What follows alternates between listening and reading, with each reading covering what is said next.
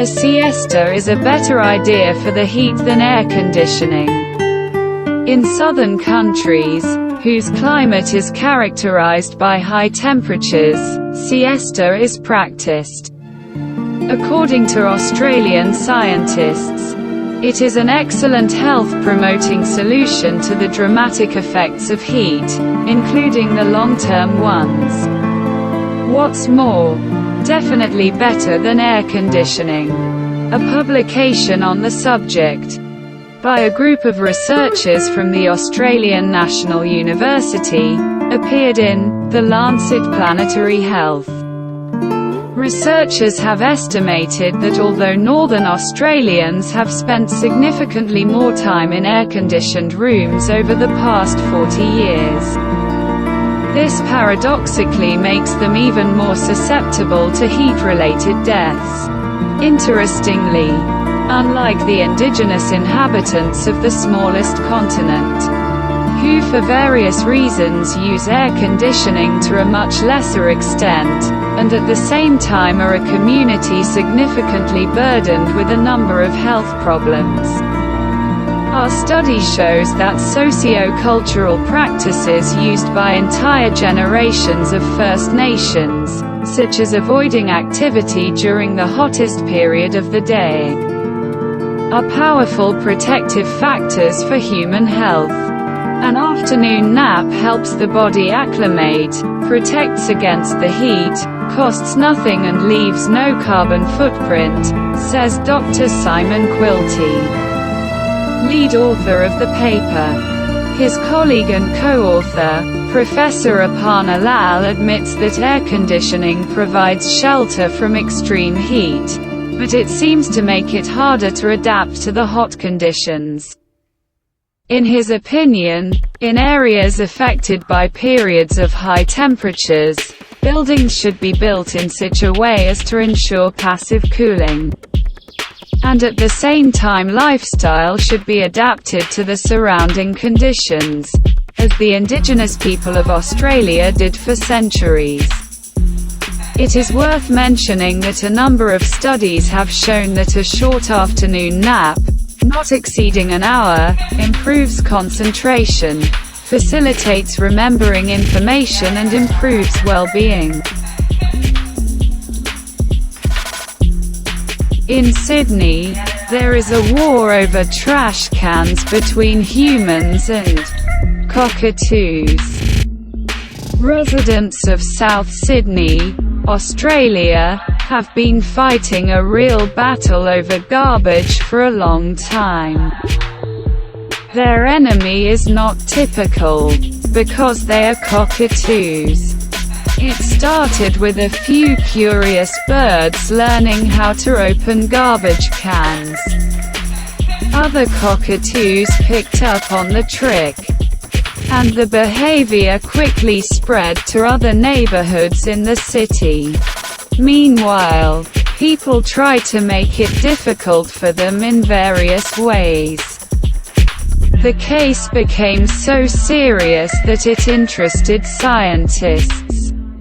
Yellow-crested or golden-crested cockatoos, Cockatoos gallerita, are the indigenous inhabitants of these areas. They are noisy birds that have fully adapted to the urban environment.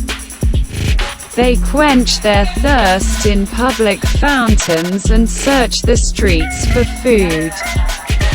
They are considered a nuisance pest by Sydney residents. They eat the crops and keep you awake at night with their ear-splitting squeaks. They're also insanely smart. Some of the individuals have developed an ingenious technique of opening the lid of garbage cans to scour the waste for tasty table scraps. Scientists had previously noticed that this phenomenon had spread to different districts of the city. This ability has become so common among the Sydney cockatoos that scientists believe that the parrots imitate the actions of their fellows and learn from each other. However, the people of Sydney also use ingenious tricks and ways to stop them. Cockatoos, on the other hand, respond according to the situation, often thwarting human attempts to defend themselves. This peculiar arms race between birds and humans caught the attention of scientists who detailed the techniques used by both humans and parrots in current biology. When I first saw the video of cockatoos opening baskets, I thought it was an interesting and unique behavior. Even then, I knew we had to look into it, says lead author Barbara Klum, a behavioral ecologist at the Max Planck Institute of Animal Behavior. Cockatoos are motivated by food waste. Parrots really like bread. When one finds an open basket, all the cockatoos nearby will come and try to get something good to eat, explains Klum. Birds usually pry open the lid of the baskets with their beaks, then maneuver and turn the lid over. This is important for the entire community of these birds. We could actually show that it's a cultural trait, says Klum. Cockatoos learn behavior from observing other individuals, and each group has its own special technique, so over a wide geographic range, the techniques become less and less similar to each other, explains the researcher. A survey of scientists found that to keep cockatoos at bay, people place bricks and stones on the lids of their bins, tie water bottles to the top of their containers, tie ropes to prevent the lid from turning, use sticks to lock the hinges, and when parrots figure out the security, then people are forced to change it to something else. There are even special container locks available for sale, says Klum. In this situation, not only cockatoos learn new social behavior, so do people who come up with new methods of protection on their own. Many people actually learn similar methods from their neighbors or people on their street. So they get inspiration from someone else, explains Klum. Currently, the most effective tactic, which has not yet been figured out by birds, is to wedge a stick, a pair of shoes or something else between the hinges and the basket to block the lid from opening. The bricks seem to work for a while, but the cockatoos quickly figured out how to defeat this protection. They got too smart. Neighbors across the highway suggested sticks to block the hinge. So far, the method is working, says one Sydney resident. According to him, a brick or other weight permanently attached to the lid of the trash can also work.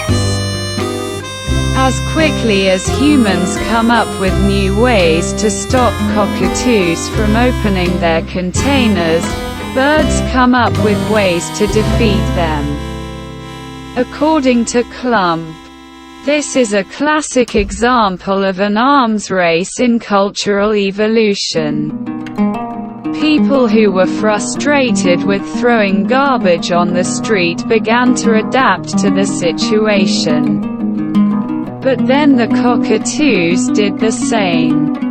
The researcher is reluctant to say who will win this litter battle, but she and her colleagues plan to look at how cockatoo behavior changes from season to season. Klump expects to see more of this kind of interaction between humans and animals in the future. As cities grow, we will have more interaction with wild animals. I hope that our understanding and tolerance for the animals with whom we share our lives will improve, the researcher